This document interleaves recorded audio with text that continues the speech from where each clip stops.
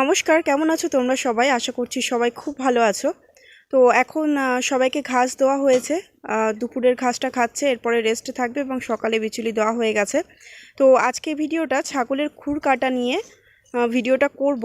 এর আগে অনেকে জানিয়েছিলেন, তো আজকে সেই ভিডিওটা করব। এছাড়া ছাগলের খুর যেটা হয় সেটা কিন্তু নর্মালি মাঝে মাঝে কিন্তু কাটতে হয়। তার কারণ যেমন আমাদের নখ কিন্তু বড় হয়, সেরকমই কিন্তু ছাগলের খুরও বড় হয়ে থাকে। আর তার মধ্যে যারা যারা স্টল ফিডে ছাগল পালন করেন, তো তারা যেমন আমরা স্টল ফিডে ছাগল পালন করি, সমস্ত রকম পুষ্টিগুণ বজায় রাখার জন্য আমরা কিন্তু বিভিন্ন রকম ক্যালসিয়াম, মিনারেল, ভিটামিন সাপ্লিমেন্ট দিয়ে থাকি এবং সাপ্লিমেন্ট ইউজ করার ফলে কিন্তু খুর আরও বেশি তাড়াতাড়ি কিন্তু গ্রোথ নেয়, বড় হয়। তো যার ফলে কিন্তু খুরটা কিন্তু কাটা তাড়াতাড়ি করে প্রয়োজন। খুর না কাটলে কিন্তু ওদের খুরটা আস্তে আস্তে বেঁকে যাবে এবং সেখান থেকে ওদের চলাফেরা করতে অসুবিধা হতে পারে। এছাড়া খুরেও নানান রকম রোগ আসতে পারে, বিভিন্ন রকম সমস্যার সম্মুখীন হতে পারেন আপনারা। আর তাছাড়াও এখন বর্ষা আসছে, বর্ষার আগে কিন্তু অবশ্যই যদি কোনো ছাগলের খুর বেশি বড় হয়ে থাকে অবশ্যই কেটে দেবেন, কেননা সেখান থেকে কিন্তু বর্ষার সময় কাদা জল ঢুকে সেই খুরে কিন্তু ইনফেকশন হতে পারে। তো খুর কাটাটাও কিন্তু প্রয়োজনীয়। তো আজকে এই ভিডিওটা খুর কাটা নিয়েই দেখাবো। তো সবার আগে দেখিয়ে দিই যে খুর কাটার জন্য কি কি জিনিসপত্র আমরা ব্যবহার করে থাকি বা কি কি জিনিসপত্র বেসিক। আর অবশ্যই ভিডিওটাতে আমরা যেভাবে করি সেটাই শেয়ার করব। এটাতেও কিন্তু ব্যক্তিগত মতামত থাকতে পারে এবং আপনারা যে এভাবেই করতে হবে এরকম কিন্তু কোনো ব্যাপার না। আপনারা কিন্তু নিজেদের মতামত হিসাবে অন্য রকম প্রসেসেও করতে পারেন। তো আমরা কিভাবে করছি সেটাই কিন্তু আপনাদের সঙ্গে শেয়ার করব। তো এখানে দেখুন মগের মধ্যে কিন্তু আমরা জল নিয়েছি। এটা নর্মাল প্লেন জল, পরিষ্কার জল মগে করে নেওয়া হয়েছে। এটা মগে জল নেওয়া হয় তার কারণ খুর কাটার আগে কিন্তু খুর ভিজানোটা প্রয়োজন। খুর যথেষ্ট শক্ত থাকে, ভেজালে খুরটা কাটতে একটু সুবিধা হয়, একটু নরম হয়। আর এই ছুরিটা কিন্তু ভালো করে ধার দিয়ে নিতে হবে যাতে খুরটা চটপট কিন্তু কেটে যায়। তো এই ছুরি কিন্তু বিভিন্ন রকম চাকুও ব্যবহার করতে পারেন, এছাড়া খুর কাটারও কোনো কিছু ব্যবহার করতে পারেন। তো সেটাও ডিপেন্ড করছে আপনাদের উপরে। যাই হোক ধারালো নেবেন যাতে খুরটা চটপট করে কাটতে পারেন। তো এই খুর কাটা কিন্তু একা একাও খুর কাটা সম্ভব, সেটা কিন্তু অবশ্যই যারা পুরনো খামারি রয়েছেন, যারা কেটেছেন, কাটতে কাটতে অভ্যাস হয়ে যাবে, তারা কিন্তু একাও খুর কাটতে পারবেন। এবং প্রথম যখন অভ্যাস থাকছে না খুর কাটার সময় চেষ্টা করবেন একজন ছাগল ধরে রাখার এবং একজন কাটার। আর যদি একা কাটেন সেক্ষেত্রে ছাগল এভাবে বেঁধে নেবেন, যেমন কিনা আমরা কিন্তু ছাগল বেঁধে নিই। কখনো কখনো একাই কিন্তু অভিজিৎ কেটে থাকে, আবার কখনো কখনো কিছু কিছু ছাগল কিন্তু অতিরিক্ত লাফালাফি করে, পুরনো হাত হলেও সেসব ছাগল কিন্তু কেউ একজন ধরে রাখলে ভালো হয় খুর কাটার সময়। তো যেমন বললাম প্রথমেই যে খুর কিন্তু পাটা ভিজিয়ে নিতে হবে, মানে খুরগুলো জল দিয়ে ভিজিয়ে নিতে হবে যাতে একটু নরম ভাব হয় বলতে ভিজিয়ে নিলে যে খুরটা অতিরিক্ত শক্ত কড়কড়ে হয়ে থাকে সেই শক্ত কড়কড়ে ভাবটা কিন্তু ছাড়িয়ে যায়। তো সেই কারণে কিন্তু ভিজিয়ে নেওয়াটা ভীষণ প্রয়োজন। তো আমরা কিন্তু প্রত্যেকটা পায়ের খুর কিন্তু ভিজিয়ে নিই। আর এটা কিন্তু ভিজিয়ে আপনারা 2 থেকে 3 মিনিট রাখতে পারেন, কেউ চাইলে বেশি সময়ও রাখতে পারেন। প্রত্যেকটা পায়ের খুর অবশ্যই একবারে ভিজিয়ে নিয়ে আমরা তারপরে কিন্তু একটা একটা করে কাটি এবং কাটার সময়ও টুকিটাকি ভিজাতে থাকি, সেটা আপনারা ভিডিওটাতে দেখতেই পাবেন।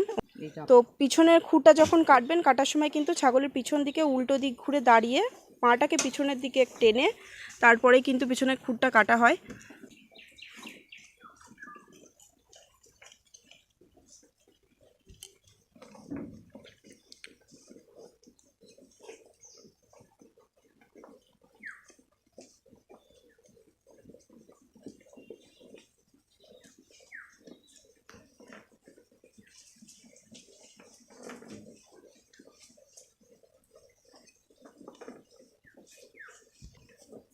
আর খুরটা যখন কাটবেন দেখবেন যাতে সমান থাকে, দুটো খুর কিন্তু সমান করে কাটবেন। একটা অনেক বড় একটা অনেক ছোট থাকলে সেক্ষেত্রেও কিন্তু খুর কাটার পরে ওদের হাঁটাচলা করতে অসুবিধা হবে।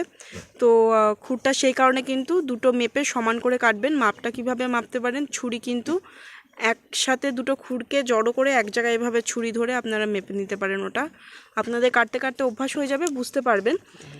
আর এছাড়া খুর যখনই কাটবেন অতিরিক্ত বেশি কাটবেন না, কেননা অতিরিক্ত যদি কাটতে থাকেন সেক্ষেত্রে কিন্তু ভিতর থেকে রক্ত বার হতে পারে। তো রক্ত বার হবে এতটা কাটার প্রয়োজন নেই। অনেক সময় অনেকে কেটে থাকে রক্ত বার হয়ে যায়, তো অতিরিক্ত কাটার প্রয়োজন নেই।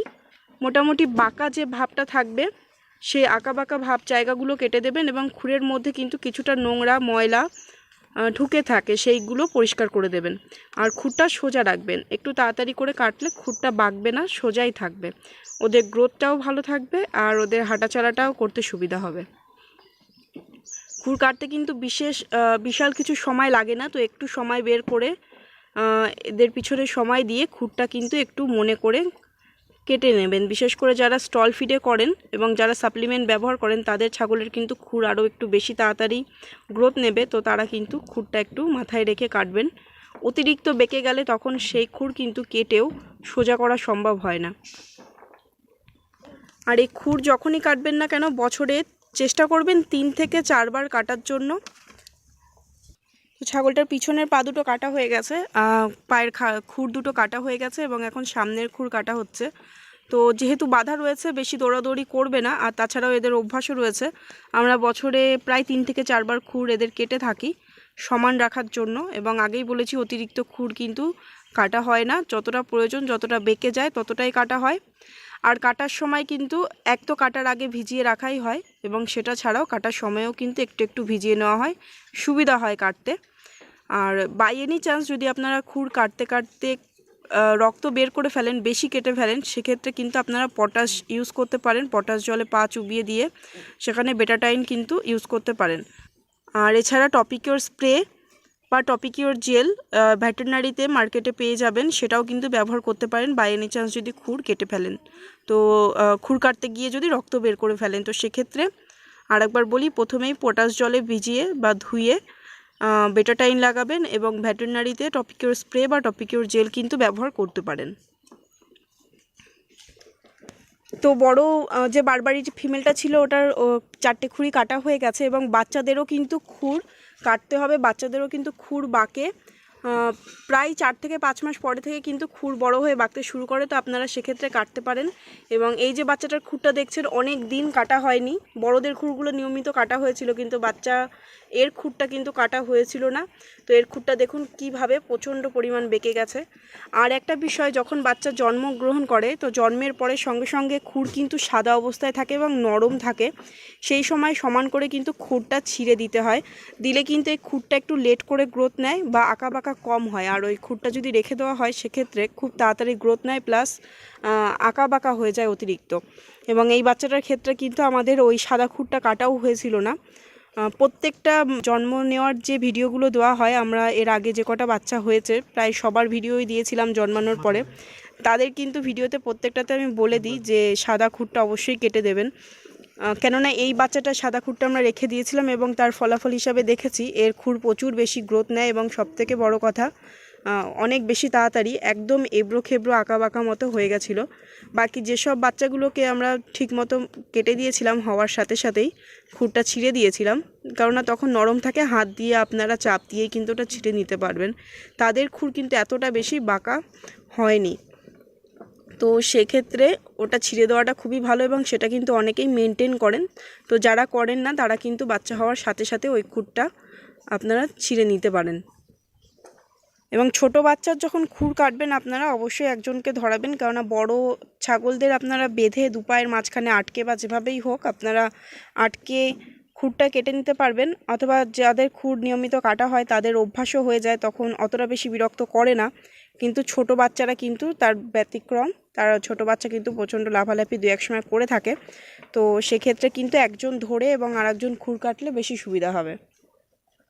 আর একটা বিষয়, খুর যতটা বেশি বাঁকে ততটা কিন্তু ভিতরের ময়লা জমে। দেখুন এর খুরটা কিন্তু অতিরিক্ত এবড়ো খেবড়ো হয়েছিল, ঠিক ততটা পরিমাণে ভিতরে কিন্তু ময়লাও জমেছে। যতটা বেঁকে যায় ভিতরে ময়লা প্রচণ্ড জমে যায়, আর ঠিক সেই সময় যদি খুর না কাটা হয় ওই ময়লাটার থেকেই কিন্তু ইনফেকশন হতে পারে, পচে যেতে পারে ভিতরে এবং সেখান থেকে ইনফেকশন হয়ে পোকা পর্যন্ত হতে পারে। আর খুরের যে পচে পোকা হয়ে যদি কোনো রকম ইনফেকশন রোগটা হয় সেক্ষেত্রে কিন্তু অনেক সময় অনেক ছাগলেরই সেই রোগটা কিন্তু খুর থেকে আস্তে আস্তে পায়ের হাড়ে পর্যন্ত পৌঁছে যায়। তো এরকম বিভিন্ন কারণ রয়েছে যার জন্য কিন্তু খুর পরিষ্কার পরিচ্ছন্ন রাখা, খুর কাটা প্রয়োজন। আর এছাড়া এই ধরনের ইনফেকশন যেন না হয়। এবং ভিডিও শুরুতেই বলেছিলাম বর্ষাকাল আসছে সামনে, যাদের ছাগলের খুর অতিরিক্ত বাঁকা রয়েছে তারা কিন্তু অবশ্যই এটা মাথায় রেখে খুরটা কেটে দেবেন। বাঁকা খুরের ভিতরে এতটা ময়লা থাকলে সেই ছাগল যদি বর্ষার সময় জল কাদা করবে, সে কিন্তু ওখানে ইনফেকশন হওয়ার চান্স থাকবে। এবং যাদের ছাগল চারণভূমিতে চড়ে তাদের ছাগলদের কিন্তু অবশ্যই খুরটা পরিষ্কার পরিচ্ছন্ন রাখবেন, কারণ চারণভূমি মানেই সেখানে কিন্তু জল কাদা। তো এই সমস্ত কিছু মাথায় রেখে ছাগলের খুর কিন্তু অবশ্যই সময় বের করে কাটবেন, পরিষ্কার পরিচ্ছন্ন রাখবেন। ছাগলের গ্রোথ ভালো থাকবে, ছাগল সুস্থ থাকবে। তো এভাবে আমরা প্রত্যেকটা ছাগলেরই খুর কাটবো। একদিনে যদি সম্ভব না হয়, দুদিনে যাই হোক করে প্রত্যেকটা ছাগলের কিন্তু খুর লাইন দিয়ে কেটে নেওয়া হয়, ছোট থেকে বড় সবার। এবং কখনো কখনো মাঝে মাঝে চেক করে নেওয়া হয় যে কোনোটার খুর এক্সট্রা বেড়েছে কি, তো তাহলে তার একা হলেও তাকে কেটে দেওয়া হবে। তো এভাবে কেটে নেওয়া হবে এবং প্রত্যেকটা ছাগলকে কিন্তু আপনারা যত্ন নেবেন এরকমভাবেই। আজকে ভিডিওটা এখানেই রাখছি। আপনারা সবাই খুব ভালো থাকবেন। টাটা।